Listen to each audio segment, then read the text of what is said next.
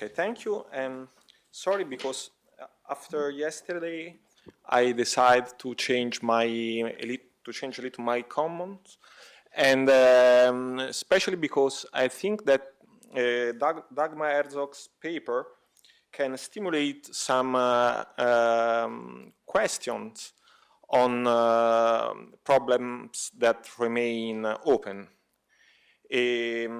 First of all, I have some problems with the title. The title is the New Fascist Body. I'm not sure that we are analyzing fascism, sorry. Maybe the title could be the New Nazi Body. And is the same the new Nazi body or the new fascist body? We can use the new totalitarian body. I think that maybe it's important to maintain the differences between Italian fascism and German fascism, and a lot of problems that we discussed yesterday could be resolved using this distinction: German fascism and Italian fascism. And also because I think that the differences in degree can become differences in substance, not the same things. And the quantity is linked to quality in many cases. I don't want to return to the discussion of totalitarianism. Also because I don't like the discussion on definition. Mosse definition, Gentile definition, Paxton definition, Griffin definition, De Felice definition, and so on.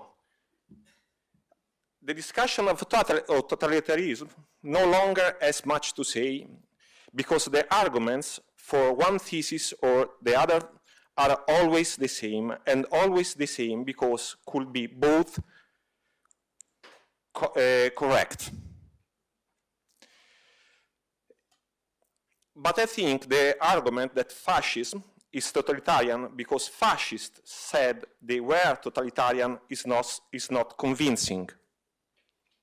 Self-description does not mean that one is really what one says. Otherwise, the German Democratic Republic is also democratic. And Erdogan in Turkey is liberal. And Nazis is socialist, as the leader of Alternative for Germany yesterday said. And I quote, Hitler was communist and he considered himself as a socialist. Okay? They are the words and the deeds, the resolutions and their accomplishment. And the differences between them are historically relevant fact. They are intentional and not intentional contradiction. There is, I want to, but I can't. They are the Italians made of clay and not of marble. And not are my words, but Mussolini's words. They are Italians during the fascist period and fascist Italian. They are art during the fascist period and fascist art. They are literature during the fascist period and fascist literature.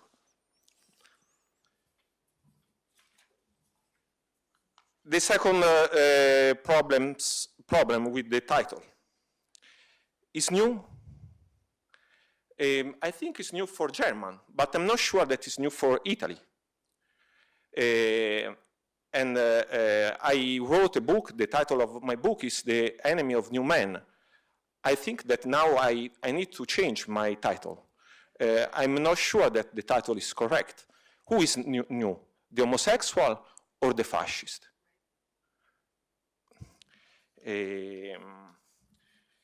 Now there is a French translation of the book, and I think I'm in time to change. So, new or not new? Dagmar showed how it's important to analyze this aspect for the German case. And she started her important book, Fascist, Sex After Fascism, with a question: what is the relationship between sexual morality and mass murder? Is the first sentence of her book. And I think the question for this paper remains: what is the relationship between sexual morality and disability? And I would like to understand better this link. And Dagmar also made use of this important and I think revolutionary distinction between the two different aspects present in the Nazi regime. And I quote: "We simply cannot understand why Nazism was attractive to so many people if we focus only on its sexuality repressive aspect. And there is this mix of racism and erotic incitements." And this is a change also the idea of the Mosse's idea of the erotization of images, the erotization of a nude body. And I agree with Dagmar, and I think that is true what she explained today. And as regards sexuality, the Third Reich was not always a repressive regime, but some elements of tradition stood in the way of German fascist version of modernization, and especially in Italy. I can understand that it is hard to think of Nazism and fascism as regimes that are both reactionary, and revolutionary at the same time. We either emphasize one of these two aspects or the other, but in reality they are two sides of the same coin. As far as sexuality is concerned, it was Dagmar who grasped its double nature of repressing and promoting sexuality, of both containment and stimulation for Germany, and in some ways also for Italian fascism. Bourgeois respectability and respectability in a uniform, to use George Mosse and Emilio Gentile interpretation, but also a non-respectability, an anti-bourgeois transgressive spirit visible in Germany and also in Italy, especially in figures such as D'Annunzio and the Futurist movement. A pétale bourgeois is a watchword that, even if not openly pronounced, makes itself felt especially among the younger generations. And it's precisely the generational aspect that seems to me should be further explored through the perspective of revolution and reaction, because the ability of totalitarian regimes to modulate their ideological dictates according to the audience, emphasizing one aspect instead of the other, is very important. More freedom and transgression for young people, one may say, and more control and discipline for adults, but not for the adults of the elite. Nazism and fascism are, after all, movements that extol the value of youth, but owe their support largely to middle-aged and middle-class men and women. They wear brown and black shirts, but there were many bourgeois in gray, in suits and ties, who had little appreciation for the strong colors and exaggerated vitalism of the National Socialist and Fascist. Here is an example. Who is the old? Who are the old? Who are the new? Are new the person, the soldiers? Are new the women there?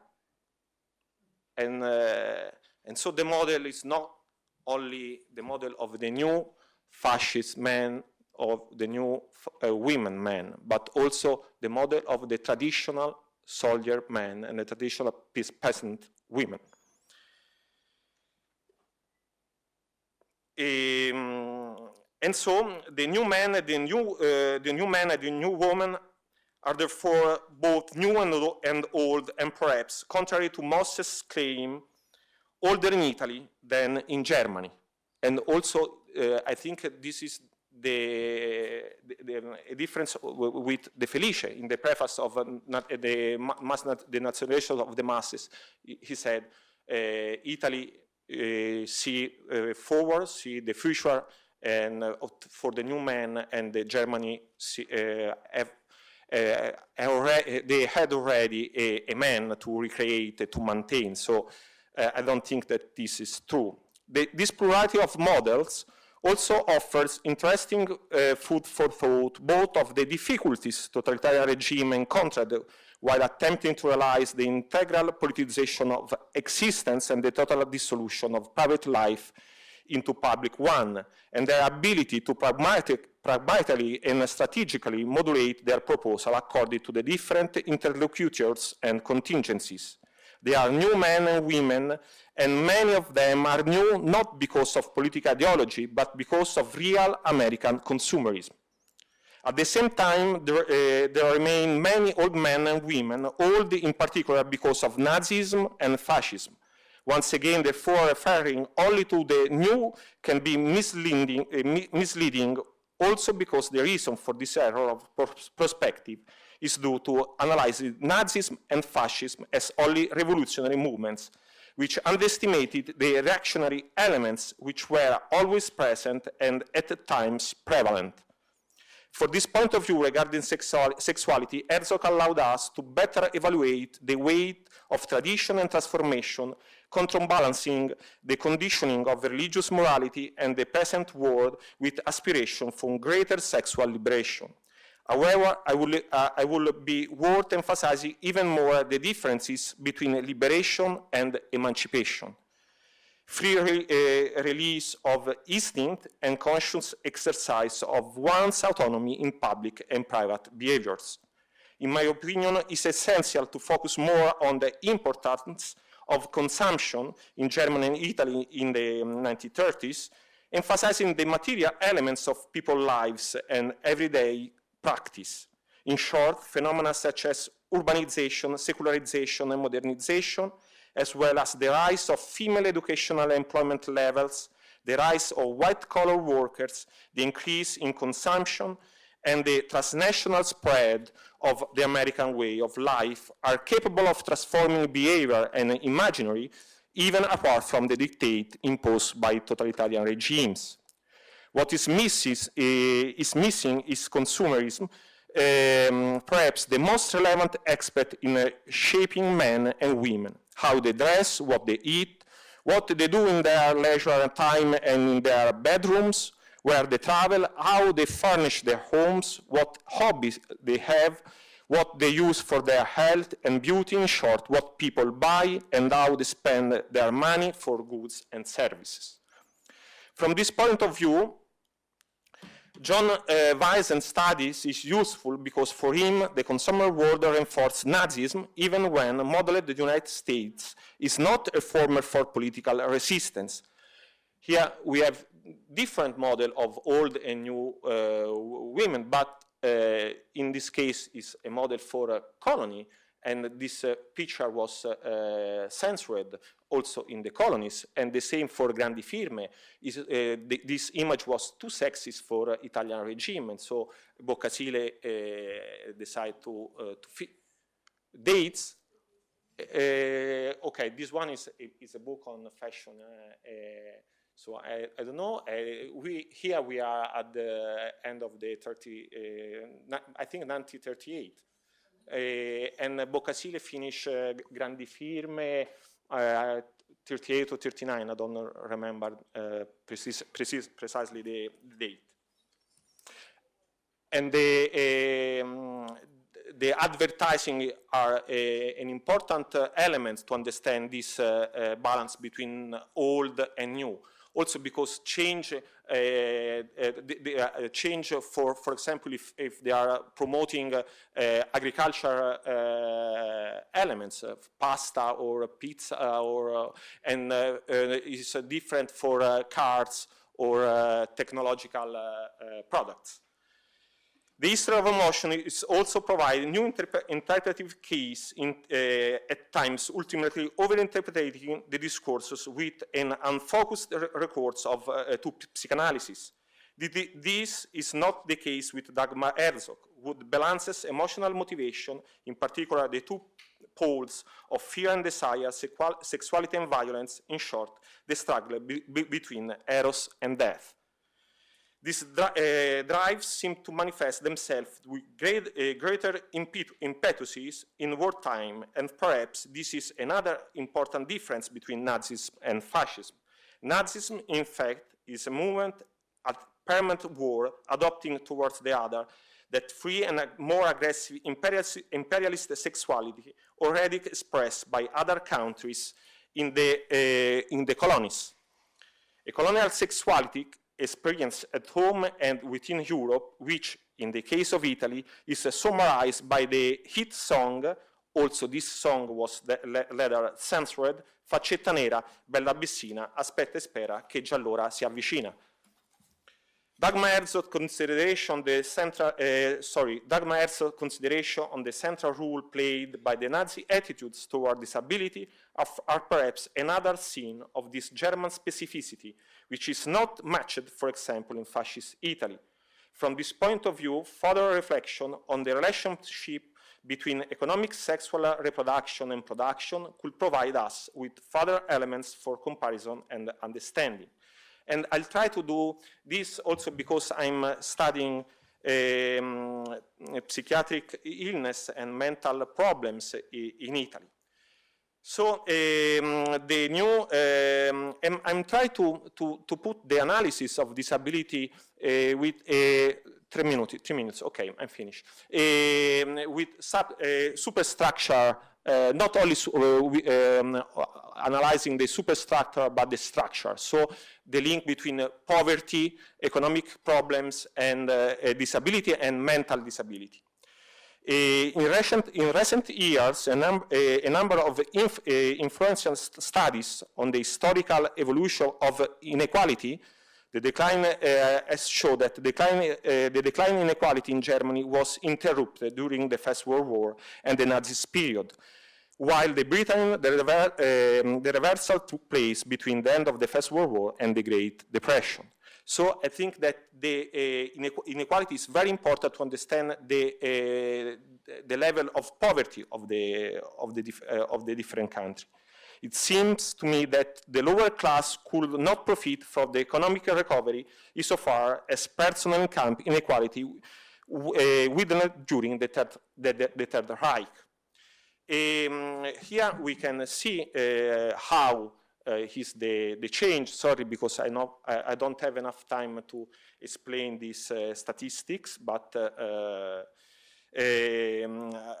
I think that the study analysis of development of the biological standard of living in Germany under the National Socialist regime before the outbreak of the Second World War is very important. The biological standard of living refers to those aspects of a broadly defined living standard that relate to human biology, such as mortality, morbidity, and quality of nutrition as measured by the physical growth of the human organism. These are some elements, and here are the statistics that prove, sorry, I spent too much time at the beginning. This is the rates in Germany and in Europe. This is the morbidity rates from diphtheria. This is the hospital bed and the medical provision in Germany. And many of these suffering from poverty, beggars, the unemployed, the disabled or infirm struggle to claim a place amongst national respectable citizens. The connection between eugenics, euthanasia, and economic order is clear. Those on the no-use economic order were marginalized or, in the case of Nazi Germany, exterminated.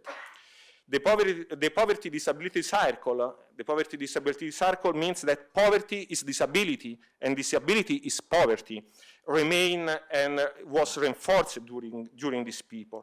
Also, the definition of disability is not static, and so, but is shaped by the context. So a question is, what is disability, what is normal, and what is abnormal, and how change normal and abnormal. I'm studying the Italian case, especially the poverty and the link between poverty and poverty in asylums, and I can summarize this concept with the sentence, poor like crazy. Poor like crazy, because during the fascist asylums could also have served as a container for poverty, a sort of social safety net, a social assistance for people with mental disability, with problem to find a job. And here is a clear scene of this growth of asylum. Ho finito, the last sentence. I finish with the idea of double think, the etiology of this consensus evolved not as a clear evil, but rather are the shadow side of virtue. Thank you.